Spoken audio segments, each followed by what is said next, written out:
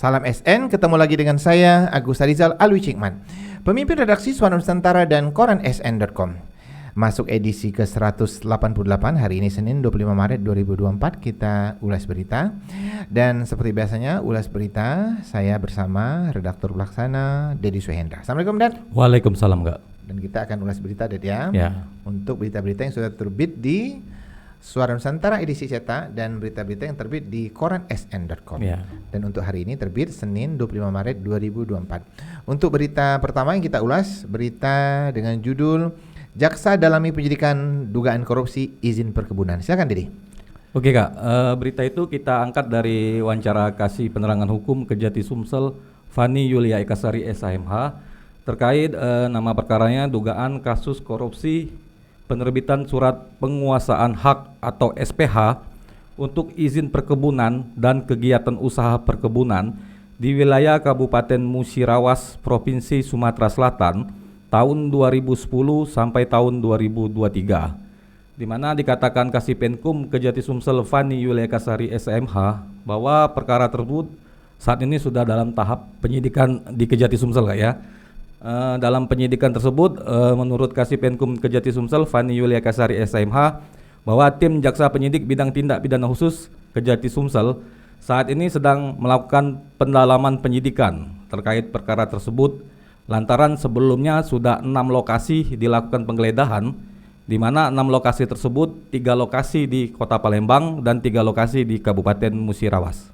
Oke, dan ya terkait berita ini pernah juga kita buat berita ya sebelumnya ya. Ada geledah yang dilakukan oleh Kejati Sumsel. Silakan Dedi cerita. Oke Kak, terkait penggeledahan di penyidikan perkara ini, Kasih Penkum Kejati Sumsel Fani Yulia Ekasari SMH mengatakan bahwa tim jaksa penyidik Kejati Sumsel mulanya melakukan penggeledahan di 3 lokasi di Kota Palembang Kak ya.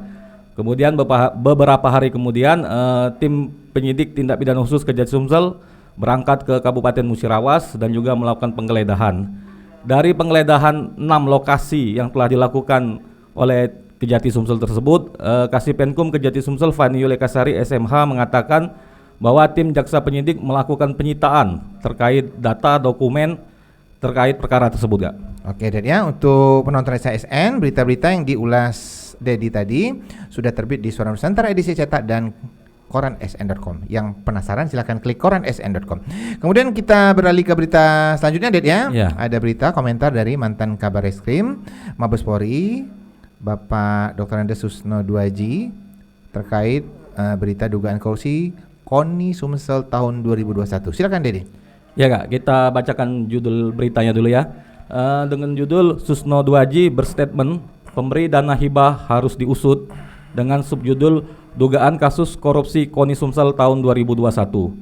Berita ini merupakan komentar dari tokoh masyarakat Sumsel Pak Susno Duaji yang memberikan komentar terkait dugaan kasus korupsi KONI Sumsel tahun 2021, di mana dalam perkara tersebut 2 tersangka sudah menjadi terdakwa di persidangan dan 1 tersangka masih dalam tahap penyidikan di Kejati Sumsel. Menurut Pak Susno Duaji bahwa dalam penyidikan tersebut kejaksaan mestinya mengusut juga pihak pemberi dana hibah dalam dugaan kasus tersebut Kak ya. Karena menurutnya kejaksaan harus menuntaskan penyidikan dugaan kasus korupsi ini Kak. Oke ya, untuk penonton SN terkait berita dugaan korupsi KONI Sumsel tahun 2021 ini ya, running ya kita buat di Suara Nusantara dan koran sn.com. Update berita yang sekarang apa Den? Ya, untuk update-nya terakhir 2 tersangka yang menjadi terdakwa di persidangan sudah dituntut oleh tim jaksa penuntut Kejati Sumsel, di mana dari kedua terdakwa tersebut 1 terdakwa dituntut 2 tahun 6 bulan dan 1 terdakwa lagi dituntut oleh tim jaksa penyidik oleh jaksa penuntut umum Kejati Sumsel dengan tuntutan 2 tahun penjara Kak ya. Selain itu, asisten tindak pidana khusus Kejati Sumsel Nurdeni terkait 1 tersangka yang masih dalam tahap penyidikan di Kejati Sumsel mengatakan bahwa berkas tersangka tersebut yang merupakan mantan ketua KONI sudah P21 Kak ya, sehingga tinggal dilakukan tahap 2. Dikatakan asisten tindak pidana khusus Kejati Sumsel untuk tahap 2 akan dilakukan setelah adanya penetapan caleg, karena mengingat mantan ketua KONI Sumsel tersebut maju dalam pemilihan legislatif tahun 2024 gitu Kak. Oke, lanjut ulas berita kita Det ya. Ya, Kak. Dan berita selanjutnya tentang dugaan korupsi Pasar Cinde. Terkininya apa nih Det? Silakan. Ya Kak, terkini dari dugaan kasus Pasar Cinde dari keterangan Kasipenkum Kejati Sumsel Fani Yulia Kasari SAMH yang kemudian kita angkat judul berita dengan judul penyidikan umum dugaan korupsi Pasar Cinde terus berjalan. Hal tersebut dikatakan Kasipenkum Kejati Sumsel Fani Yulia Ekasari SAMH terkait update penyidikan perkara tersebut Kak ya. Di mana dikatakan Kasipenkum Kejati Sumsel Fani Yulia Ekasari SAMH pada proses penyidikan umum tersebut tim Jaksa Penyidik Tindak Pidana Khusus Kejati Sumsel tentunya masih tetap melakukan serangkaian kegiatan penyidikan dalam rangka menguatkan alat bukti untuk mengungkap pihak-pihak yang bertanggung jawab di perkara tersebut. Kemudian Kasipenkum Kejati Sumsel Fani Yulia Kasari SAMH mengatakan bahwa dalam penyidikan perkara dugaan kasus korupsi Pasar Cinde ini sebelumnya sudah ada sejumlah saksi yang telah diperiksa oleh Kejati Sumsel. Terkait pemeriksaan saksi ini, Kasipenkum Kejati Sumsel Fani Yulia Kasari SAMH mengatakan bahwa para saksi kedepannya tetap diagendakan oleh tim Jaksa Tindak Pidana Khusus Kejati Sumsel untuk dilakukan pemeriksaan Kak gitu. Oke, kita ke berita lainnya Det ya. Ya. Kali ini terkait dugaan korupsi yang sampai sekarang belum diungkap oleh Kejati Sumsel Det Ya. ya. Dugaan korupsi dengan nilai 1,3 triliun ya. Ya.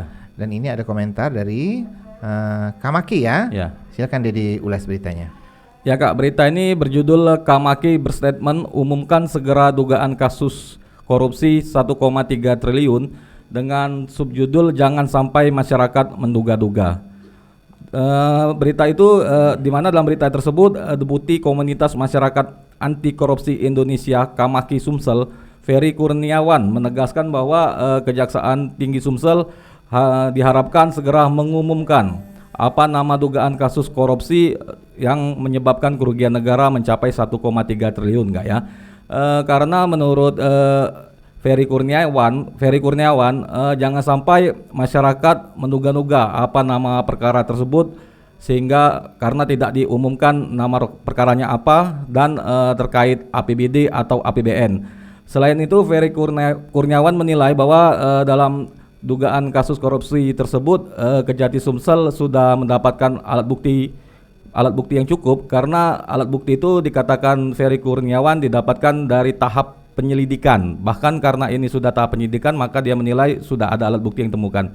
Dari itulah Ferry Kurniawan berharap Kejati Sumsel dapat segera mengumumkan apa nama perkara dugaan kasus korupsi yang merugikan 1,3 triliun tersebut Kak. Oke Det ya, terkait berita ini juga ya, tokoh masyarakat Sumsel dan mantan Kabar Eskrim Bapak Susno Duaji juga pernah berkomentar ya, terkait berita ini. Mungkin Dedi masih ingat apa komentar Pak Susno, silakan. Ya, Pak Susno Duaji juga berharap agar Kejati Sumsel dapat segera mengumumkan apa nama perkara dugaan kasus korupsi yang kerugian negaranya mencapai 1,3 triliun tersebut.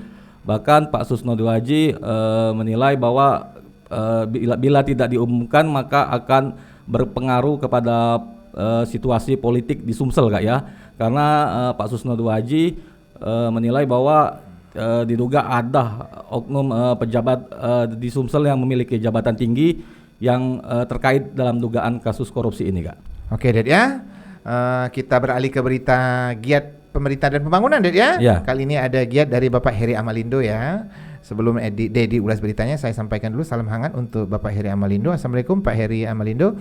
Semoga Bapak selalu sehat dan lancar melaksanakan aktivitasnya ya, apalagi di bulan puasa ini ya.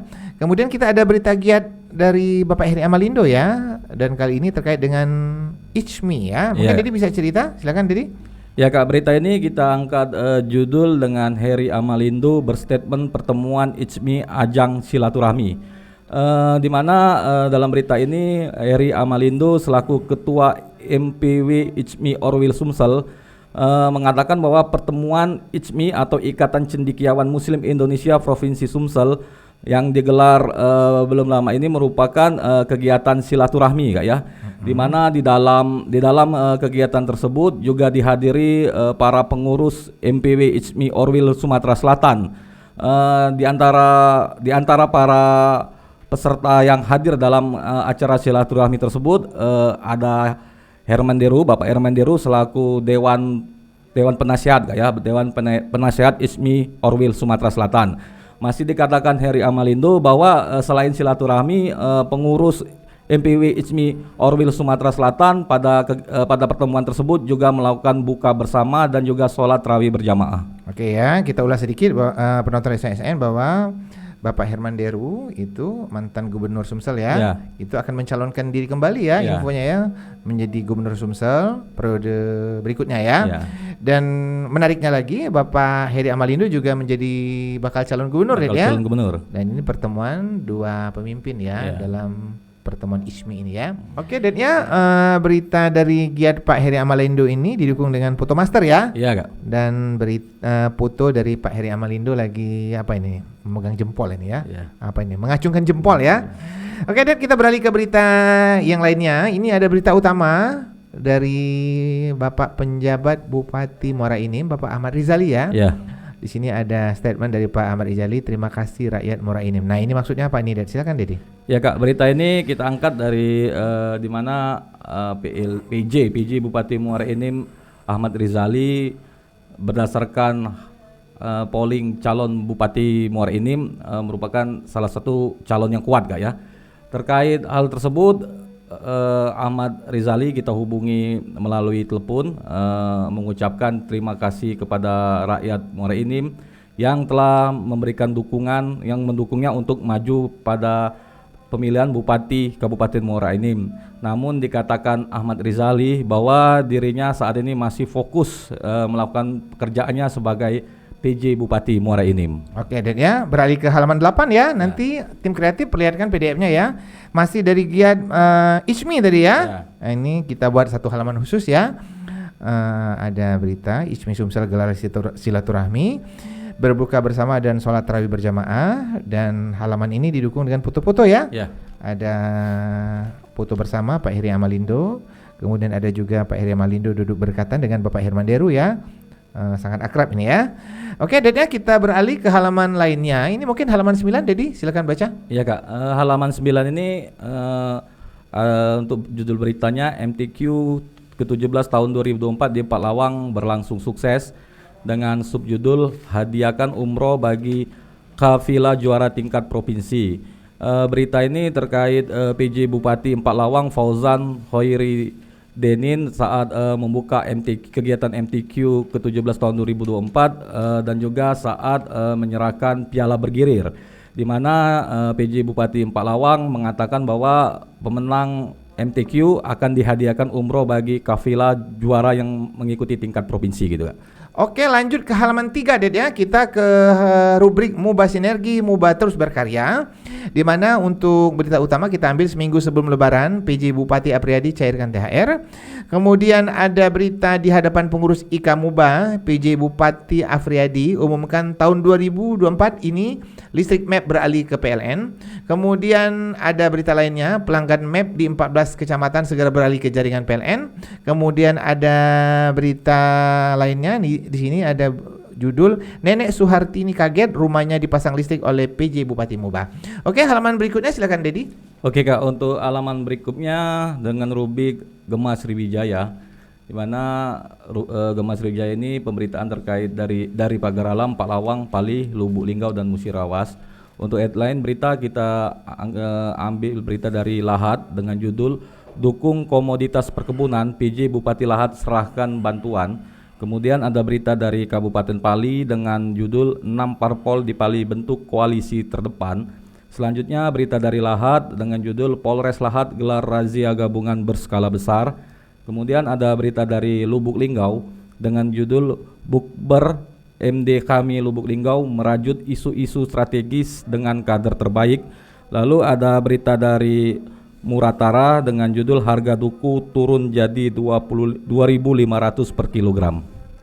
Oke, kita ke halaman lainnya. Silakan, Dedi, halaman 11 ya. Iya, Kak. Nah, silakan, Dedi. Oke, kita lanjut halaman 11 masih dengan rubrik Gema Sriwijaya. Untuk headline berita kita angkat berita dari Kabupaten Muara Enim dengan judul Rahman Fadli terpilih jadi Ketua KNPI Muara Enim periode 2024-2027. Kemudian ada berita dari Prabu Muli dengan judul Usai Lebaran Demokrat Prabu Muli jaring kandidat wali kota. Selanjutnya ada berita dari Kabupaten Oki dengan judul Penyuluh Pertanian se-Oki tanam ribuan bibit cabai untuk stabilkan harga. Berita pemberitaan dari Kabupaten Oki dengan judul 3 puskesmas di Oki raih akreditasi paripurna. Oke, Dit ya, tampaknya kita udah di ujung ulas berita, Dit ya. Iya, Kak. Dan kita berharap kepada penonton Lensa SN selalu memberikan kritik-kritik yang membangun ya untuk kita, biar kita tim dari Lensa SN terus dapat memberikan informasi-informasi yang bermanfaat untuk masyarakat Sumatera Selatan ya. Dan biasanya di ujung ulas berita kita ada quotes-nya, dan quotes kita hari ini, ilmu yang tinggi adalah harta yang tak dapat dicuri. Jangan lupa untuk like, comment, share, dan subscribe kanal YouTube Lensa SN agar informasi menarik dari kanal YouTube ini tetap tersebar merata di bumi Sumatera Selatan. Salam SN, salam kompak selalu.